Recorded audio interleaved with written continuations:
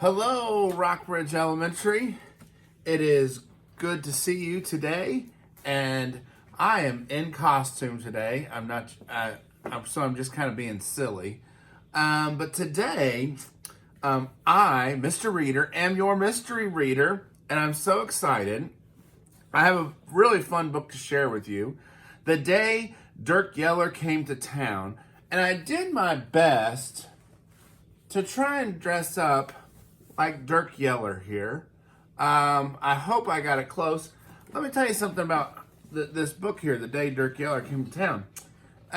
When I was the media instructional aide in the media center, and you came to see me for media specials, the first year I was in the media center, I quickly learned that my favorite thing was to read the Show Me Reader Award nominees to you, and that was one of my most prized times in the media center and getting to read those books.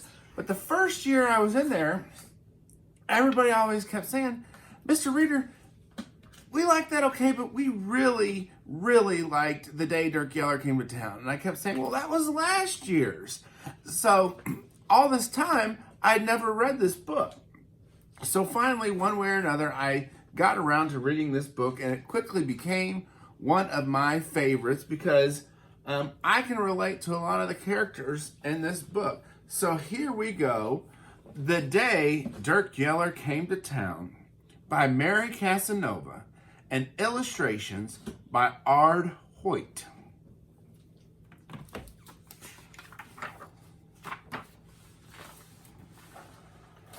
The day Dirk Yeller came to town, the wind curled its lip, cattle quit lowing, and the tumbleweed stopped tumbling along.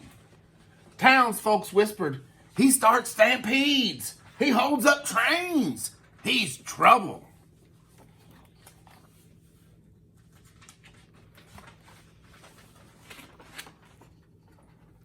But I reckon Dirk Yeller had come at a good time, 'cause I just hit a home run through a window.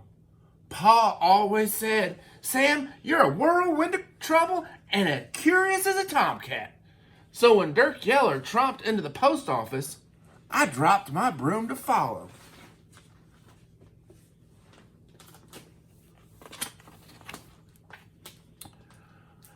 "I'm looking for something," the outlaw growled, "to take away my cat scratch fever." His fingers were itching and a-twitching. The postmaster backed away, but I wasn't worried. Sometimes I was fidgety too. The postmaster stammered, "Try some calming Exler from the general store."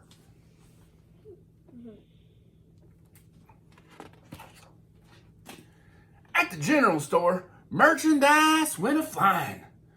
"I'm looking for something," Dirk Yeller said, "to keep a coyote from baying at the moon." But Mrs. Peterson drew her children close. Have mercy! But I wasn't scared. Sometimes I felt a little wild too.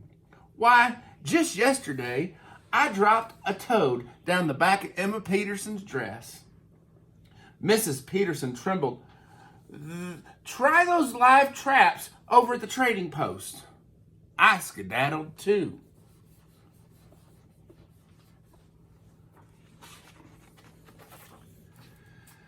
At the trading post, rakes and shovels clattered.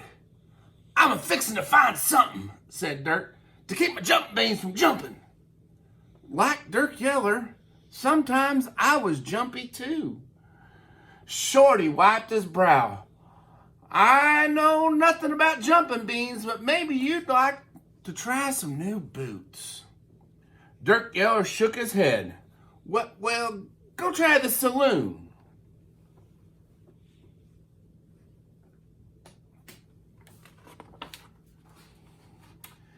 At the saloon, Dirk's fingers were itching and a-twitching. His eyes were train tunnel dark. "Must be something here," he boomed, "to keep my rattlesnakes from rattling." Customers darted for safety. But clear as well water, Dirk Yeller just couldn't sit still. "What you need," said swaggering Sal, is a nice cup of hot coffee. Try the jailhouse. Dirk Yeller stomped out.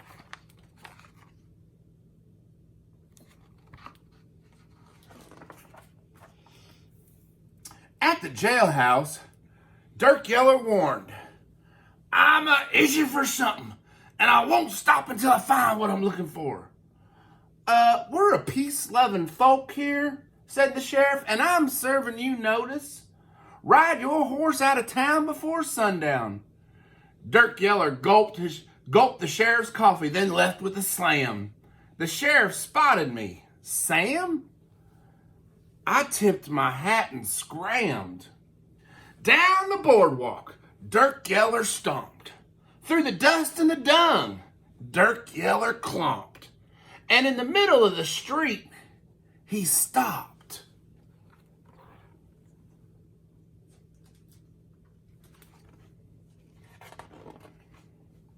I suddenly remembered what had always helped me. I gulped down my jitters and I stepped into the outlaw shadows. Dirk Yeller's eyes drilled into my backbone, but I held my ground and stood tall like a whirlwind of trouble. Dirk Yeller, I said, if I can show you how to stop your itching and a twitching, your jumping and a rattling, will you promise to leave our town in peace?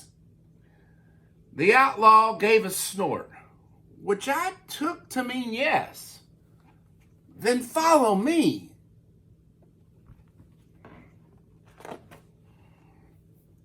To my relief, glory be, Dirk Yeller tromped right after me.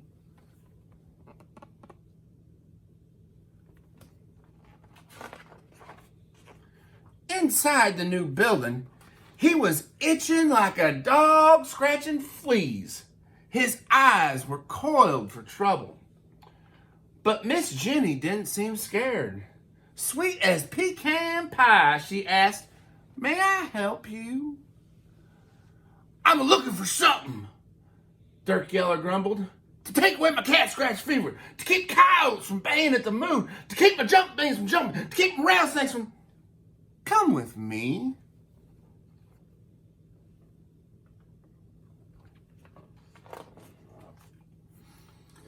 Then she led the way to a tall stack of books. This one, she asked, or perhaps this? Dirk Yeller opened a book and then started to mouth the words. I could tell he wasn't a real strong reader. When he stumbled on a hard word, his face turned as red as Ma's blue ribbon tomatoes. So I whispered, Here, Mr. Yeller, let me help. Together, we sounded out word after word. Soon, Dirk Yeller was turning one page, and then another.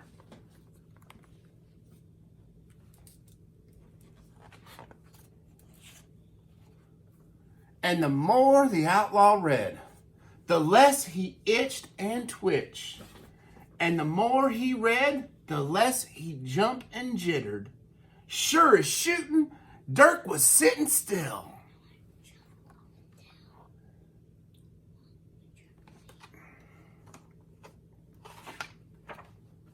Before long, the sun sank low. The sheriff rattled his handcuffs in warning. And then Miss Jenny called out, Closing time.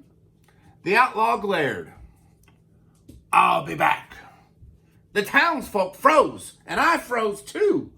What if I'd been all wrong?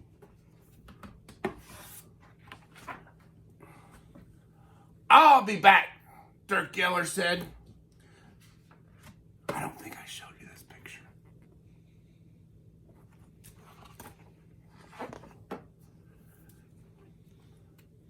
I'll be back, Dirk Yeller said, to check out more books. The people cheered, and then he winked. And to see Miss Jenny.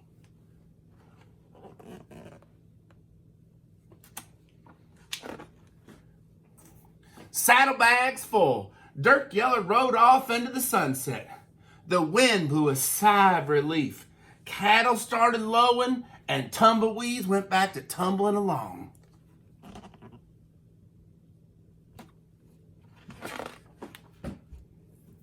And ever since, the library has become the busiest place in town, especially for folks with curious, restless minds, like Dirk Yeller and me.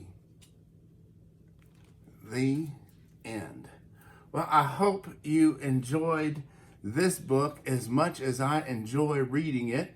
And I hope you all are doing the best you can and hanging in there. And I wish everyone the best. Stay healthy, stay safe. I miss you guys, and I hope to see you all soon again. Take care, everybody. Bye-bye.